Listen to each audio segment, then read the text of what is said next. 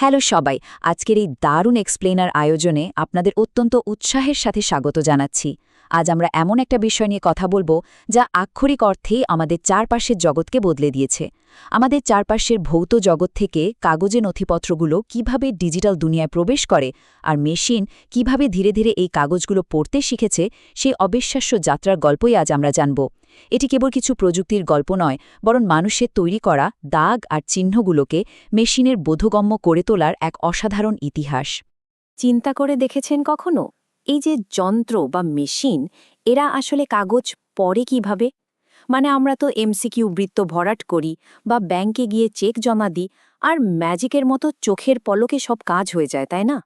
কিন্তু একটা নিষ্প্রাণ যন্ত্র কাগজের ওপর থাকা কালির সামান্য আঁচড়কে কিভাবে একদম পারফেক্ট ডেটা বদলে ফেলে। চলুন আজ প্রতিদিনের জীবনের আড়ালে লুকিয়ে থাকা এই অদৃশ্য অটোমেশনের রহস্যটাই ভেদ করা যাক। তো আজকের এই এক্সপ্লেনারে আমরা মূলত যা যা দেখছি, প্রথমে পেপার ট্রেল ডিকোডিংয়ের গল্প, এরপর এমআইসিআর বা ম্যাগনেটিক কালি পড়ার কৌশল, তারপর ওএমআর দিয়ে সাধারণ দাগ চেনা, ওসিআর দিয়ে ছাপানো টেক্সট ডিজিটাইজ করা, আর একদম শেষে থাকছে সবচেয়ে কঠিন কাজ, আইসিআর দিয়ে মানুষের হাতের লেখা উদ্ধার করার চমকপ্রদ কাহিনী। ঠিক আছে, চলুন একদম শুরু থেকে শুরু করা যাক। আমাদের প্রথম টপিক পেপার ট্রেল ডিকোডিং, অর্থাৎ ভৌত কাগজ থেকে ডিজিটাল দুনিয়ায় যাওয়ার সেই শুরুর দিকের চ্যালেঞ্জগুলো। এবার আসা যাক আমাদের দ্বিতীয় ধাপে, এমআইসিআর বা ম্যাগনেটিক কালি পড়ার প্রযুক্তি, যা মূলত আর্থিক নথিপত্রের নিরাপত্তা নিশ্চিত করতেই তৈরি হয়েছিল। ভাবুন তো, শতাব্দীর পর শতাব্দী ধরে মানুষের সব তথ্য, চুক্তি আর হিসাব নিকাশ জমা হয়েছে স্রেফ কাগজের পাতায়। এই বিশাল পাহাড়সম কাগজকে ডিজিটাল দুনিয়ায় আনাটা কিন্তু মোটেও সহজ কাজ ছিল না।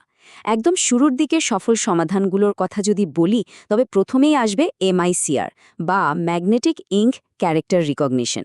ব্যাংকিং খাতের জন্য এটা ছিল রীতিমতো একটা গেম চেঞ্জার। সহজ কথায়, বিশেষ ধরনের ফন্ট আর ম্যাগনেটিক কালি ব্যবহার করে এমন তথ্য তৈরি করা হয় যা মেশিন সহজেই পড়তে পারে। খেয়াল করে দেখবেন, যে কোনো ব্যাংক চেকের একদম নিচে ঠিক 0.625 ইঞ্চি ওপরে অদ্ভুত চেহারার কিছু নম্বর লেখা থাকে, তাই না? ওটাই আসলে এমআইসিআর প্রযুক্তির খেলা। আর হ্যাঁ, এই জাদুকরী প্রযুক্তি কিন্তু রাতারাতি আসেনি।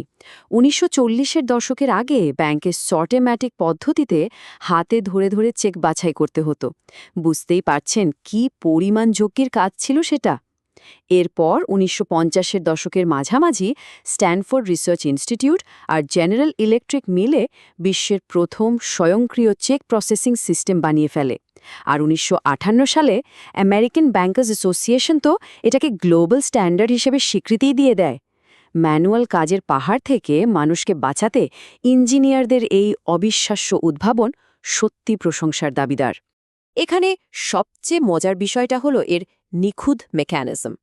উত্তর আমেরিকায় সাধারণত E13B নামের একটি স্পেশাল ফন্ট দিয়ে এগুলো প্রিন্ট করা হয়, আর সাধারণ কালির বদলে এখানে ব্যবহার করা হয় ম্যাগনেটিক টোনার, যা পড়ার জন্য মেশিনের দরকার হয় স্পেশাল ম্যাগনেটিক সেন্সর। এর সবচেয়ে বড় সুবিধাটা কি জানেন?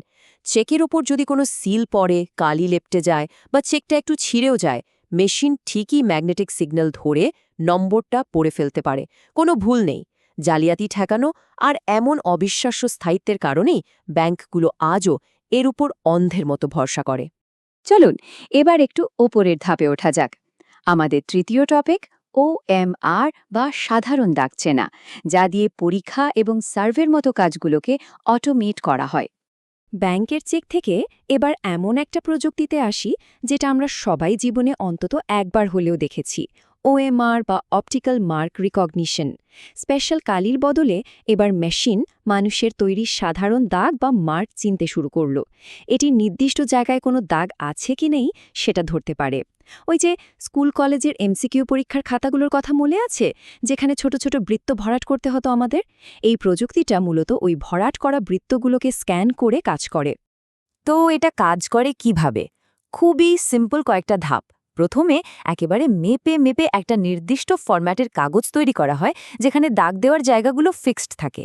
এরপর কাগজটা যখন স্ক্যানারে ঢোকানো হয়, তখন স্ক্যানার আলোর প্রতিফলন ব্যবহার করে। যে জায়গাগুলোতে পেন্সিল বা কালির গাঢ় দাগ থাকে, সেখানে আলো শোষিত হয়ে যায়, তাই প্রতিফলিত হয় কম। ব্যাস, এভাবেই মেশিন চট করে বুঝে ফেলে আপনি কোথায় দাগ দিয়েছেন আর চোখের পলকে হিসাব করে ফেলে আপনার রেজাল্ট। তবে এখানে সবচেয়ে দারুণ বিষয়টা হলো প্রযুক্তিটা কতটা আপডেটেড হয়েছে। একসময় এই ওএমআর শিট পড়ার জন্য বিশাল সাইজের দামি স্ক্যানিং মেশিন লাগত, বস্তায় ভরে খাতা নিয়ে যেতে হতো। কিন্তু এখন আমাদের হাতের সাধারণ স্মার্টফোনই সেই বড় স্ক্যানারের জায়গা নিয়ে নিয়েছে। জাস্ট স্মার্টফোনের ক্যামেরা দিয়ে ছবি তুললেই ডেটা সোজা সার্ভারে চলে যায়, আর ক্লাউড ডেটাবেস থেকে সাথে সাথে রেজাল্ট চলে আসে। ভাবা যায়, এটা সত্যি একটা ব্রিলিয়ান্ট ইনোভেশন। আমাদের 4 নম্বর টপিক হল ওসিআর বা ছাপানো টেক্সট ডিজিটাইজ করা, মানে ছাপানো পাতাকে মেশিনের ভাষায় অনুবাদ করার যুগান্তকারী ধাপ। সাধারণ দাগ তো চেনা হলো, কিন্তু এর পরই আসলো প্রযুক্তির সেই বিশাল লাফ, সরাসরি অক্ষর পড়তে শেখা। আর একেই বলে ওসিআর বা অপটিক্যাল ক্যারেক্টার রিকগনিশন। এটা এমন এক চমৎকার ইঞ্জিন যা যে কোনো স্ক্যান করা ছবি, রসিদ বা পিডিএফের ভেতরে ছাপানো টেক্সটগুলোকে ডিজিটাল আর সার্চেবল ডেটায় পাল্টে দেয়। মূলত অক্ষরের প্যাটার্ন বা গঠন মিলিয়ে মিলিয়ে সে বোঝার চেষ্টা করে যে আচ্ছা, এই অক্ষরটা আসলে কি। বর্তমানে এই ওসিআর ইঞ্জিনগুলোর পাওয়ার দেখলে আপনি চমকে যাবেন। শুরুর দিকে এরা শুধু সাধারণ প্যাটার্ন ম্যাচিং নিয়ে কাজ করত, কিন্তু এখন এরা সিএনএন আর এলএসটিএম এর মতো রীতিমতো শক্তিশালী নিউরাল নেটওয়ার্ক ব্যবহার করে। গুগলের টেসারেক্টের কথাই ধরুন, এই ওপেন সোর্স ইঞ্জিনটা 100-এরও বেশি ভাষা পড়তে পারে অনায়াসে।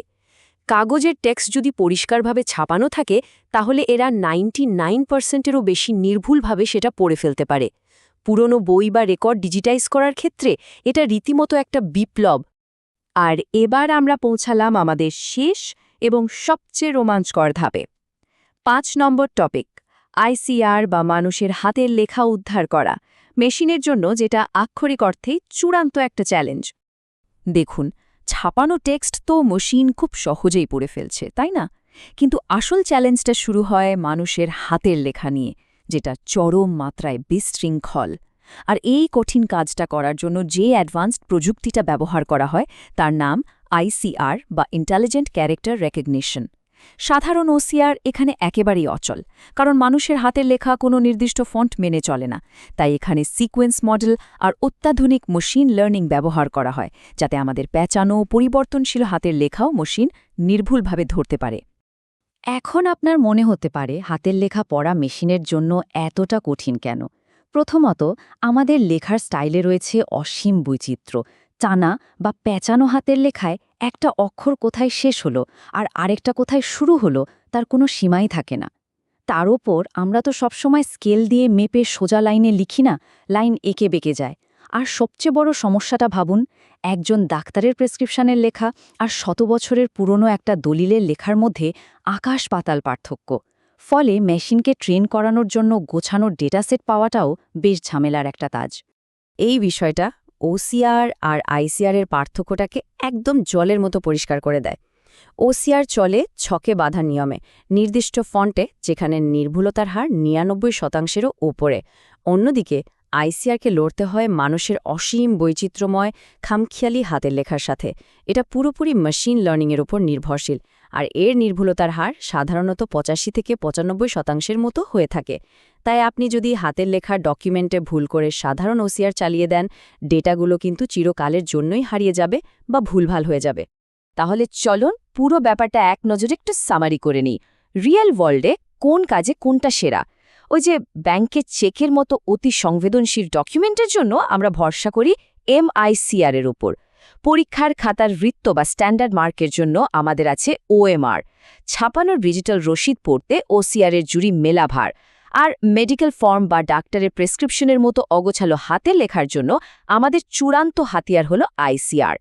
দিন শেষে সঠিক কাজের জন্য সঠিক টুলস বেছে নেওয়াটাই হলো আসল বিষয়। মেশিন লার্নিং আর আর্টিফিশিয়াল ইন্টেলিজেন্স এত দ্রুত এগোচ্ছে যে মানুষের হাতের লেখার এই চরম বিশৃঙ্খলাও তারা খুব তাড়াতাড়ি পুরোপুরি আয়ত্ত করে ফেলবে বলে মনে হচ্ছে।